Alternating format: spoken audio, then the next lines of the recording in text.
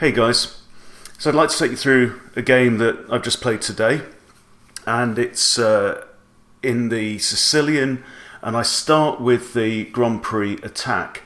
There's a few interesting features about this game. It's a very, very satisfying game, very enjoyable game to play, but one of the really interesting things is that I get this insane pawn structure, this just wall of pawns that advances on my opponent, which is something you don't get all that often. So we start with e4, c5, so it's the Sicilian, and I play knight to c3, d6, and then f4. So this is signalling the Grand Prix. Okay, so the Grand Prix, you end up putting this g knight behind your pawns and try and strike out with an attack on the king side. So my opponent then plays b6. So building this kind of pyramid structure here on the queen side, and it looks like he's got quite a strong pawn structure himself going on there. So I play my knight out. He brings his bishop out into the corner. He seems to like to this kind of fianchetto move. I bring my bishop out to c4, and he plays g6. And now I advance with my knight. So I've spied that the f7 square is defended only by the king, and so I think that if I start to attack that square, because I've got two pieces looking at it, then it's going to force black to make a pawn move that he doesn't want to make, which indeed he does. He plays e6. Okay, I now play d3, giving myself this nice structure here in the middle on the dark squares. My bishop's already outside of the dark square pawn chain, and now he brings his other bishop to g7. And now bishop to d2 is preparing to castle maybe queenside. Because normally in the Grand Prix you would castle kingside and then move the queen across maybe to e1, h4, and to join in the attack. However,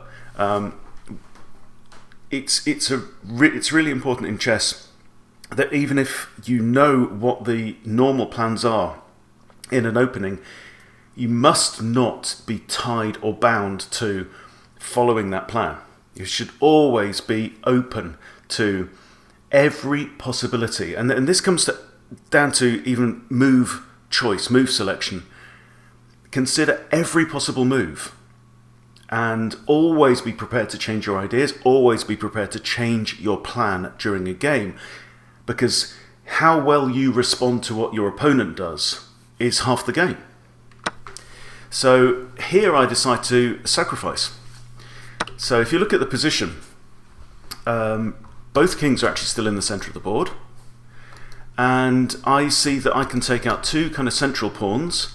So if I capture with my knight and pawn recaptures, I can capture with my bishop, and that bishop here on e6 actually covers both of the squares that black's king might castle to.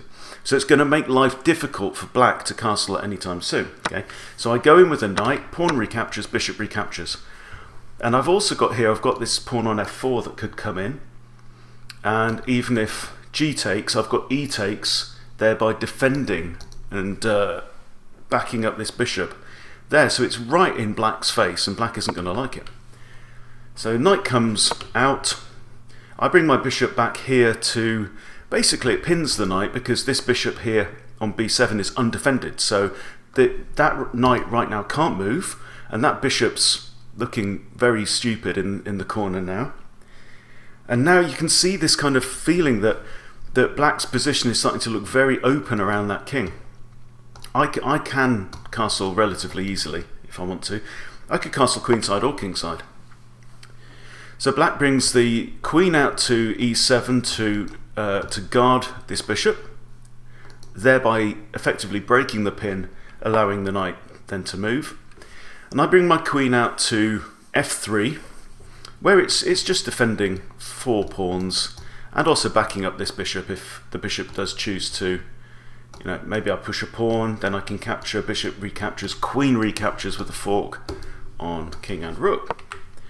So now this is a nice move by black, and it's actually a very common move in the Grand Prix. Knight to d4. So it's got a discovered attack against the bishop, which isn't too bad because it's protected by both a knight and a pawn, and thirdly by the queen. But also notice that it's attacking my queen and it's attacking c2.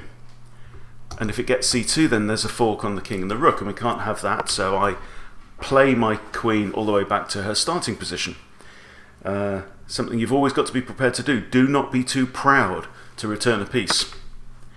Okay, so now the bishop comes in to grab my light squared bishop, and I come in with my knight. So this is giving my knight a lovely square there on d5. So I'm attacking the queen now. I'm also looking at c7. So we've got forking risks and threats all over the place.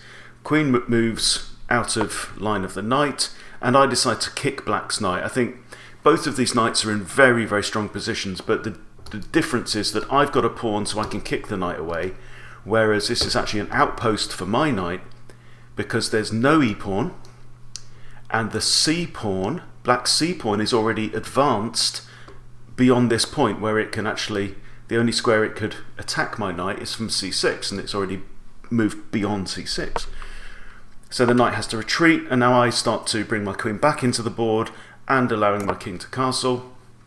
Black decides to castle here kingside, which is not a bad move. I mean, it's got the fianchetto bishop, it's got a couple of pawns, and also it has the advantage of bringing that rook straight out onto the semi-open f-file. So I castle queenside, and now the knight returns to goes backwards to c7, where it is attacking my knight here on d5. And I decide that it's better for me to initiate the exchange, right? This is something that you really need to get into the habit of doing whenever you've got this kind of tension on the board. So I have to consider, okay, let's say I do nothing and black captures my knight, and am I going to recapture with this pawn and break my pawn structure? I've still got all 8 pawns on the board, remember? So that's not really attractive to me. However, if I take black's knight and then queen recaptures, that's okay, because the queen's now slightly hampered by these dark squared pawns. So I think that that position looks preferable to my having a pawn here, for example. So that's the way we do it. And now I decide to strike out against black's king on the king side. Next knight comes back out.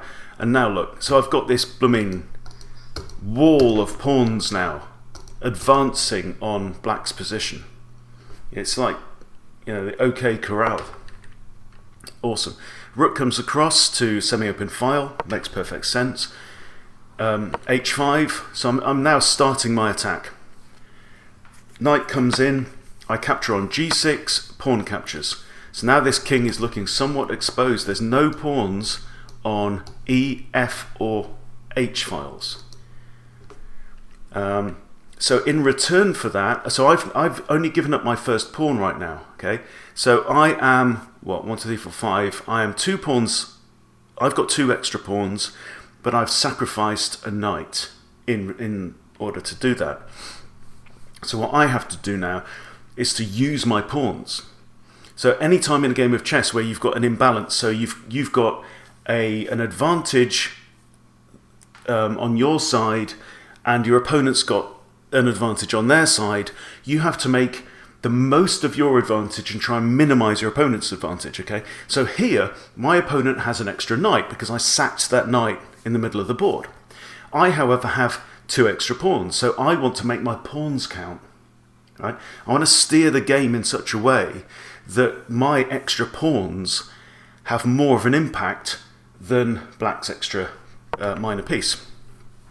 So I carry on pushing. I push f5, black captures again, and then g captures. So you can see I've still got this wonderful wall of pawns now, still there.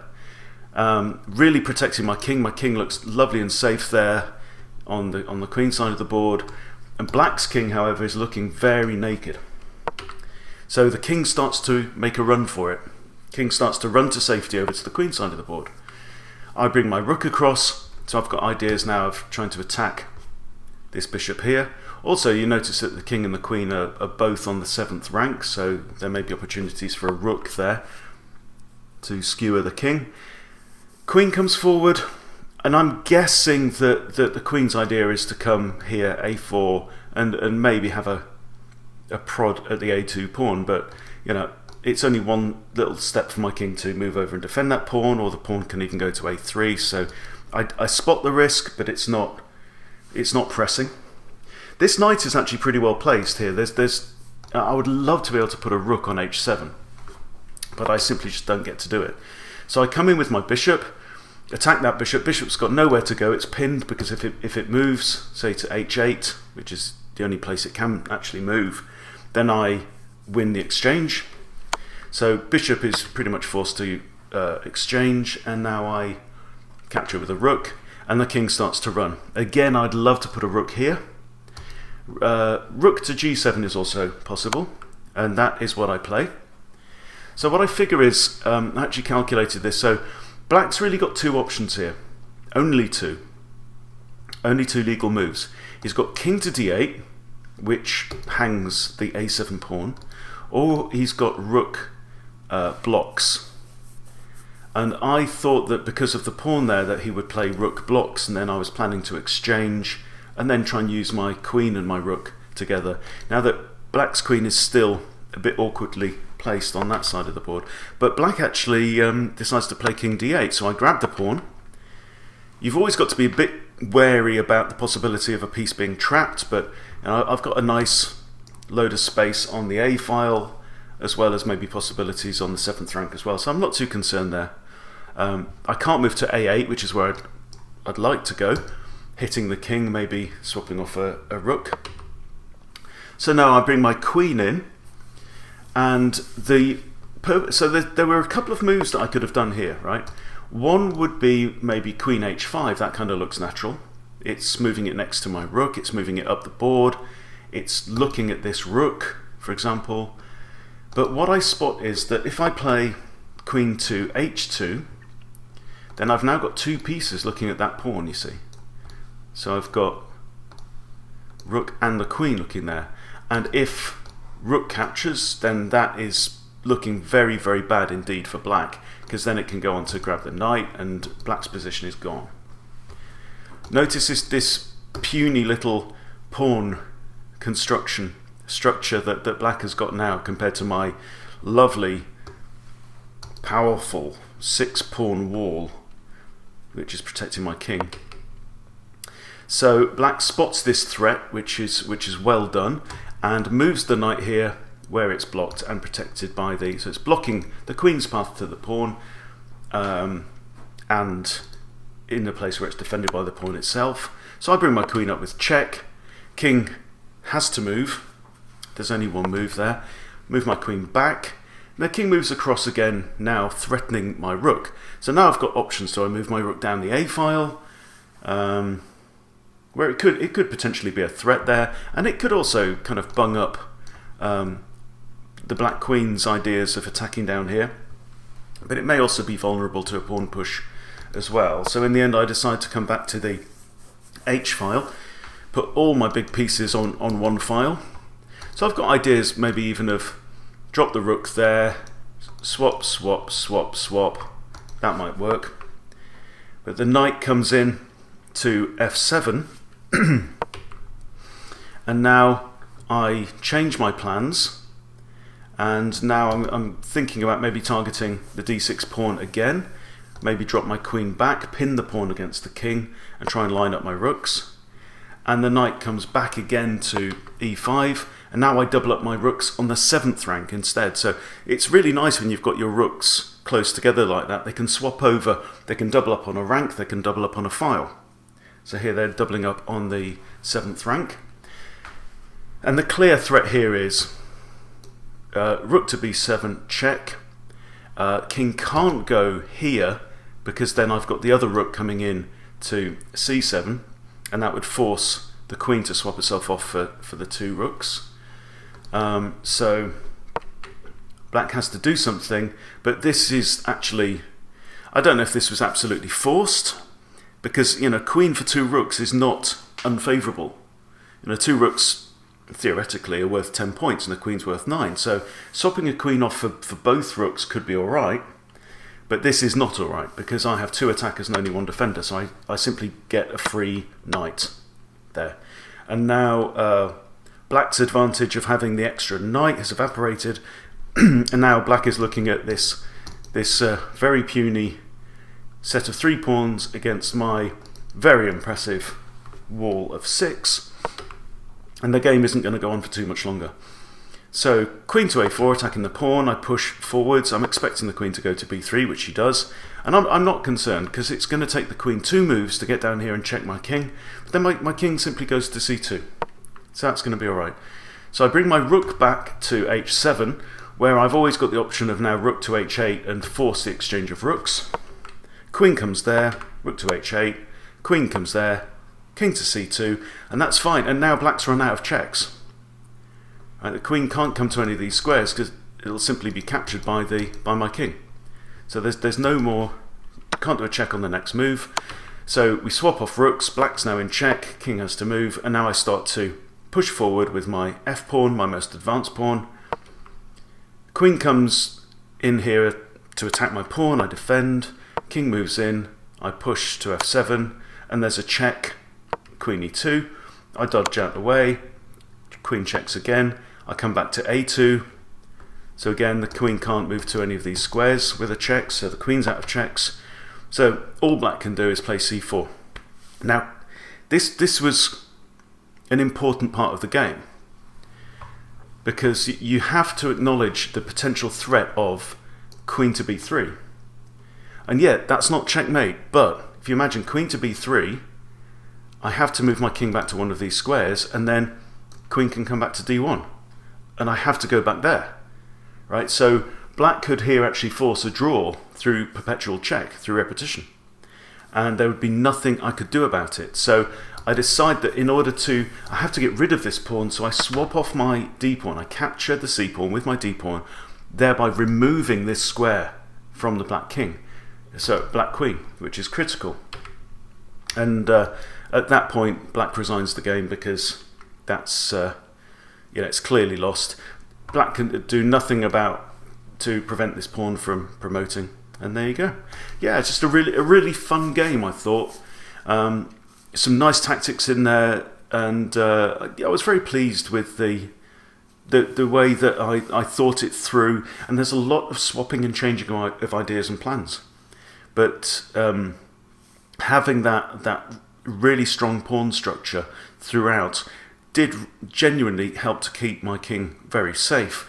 And nearly all of the activity in that game was on black's half of the board, causing problems for black. So there you go. Hope you enjoyed it. Hope you picked up a few tips, and I'll see you soon.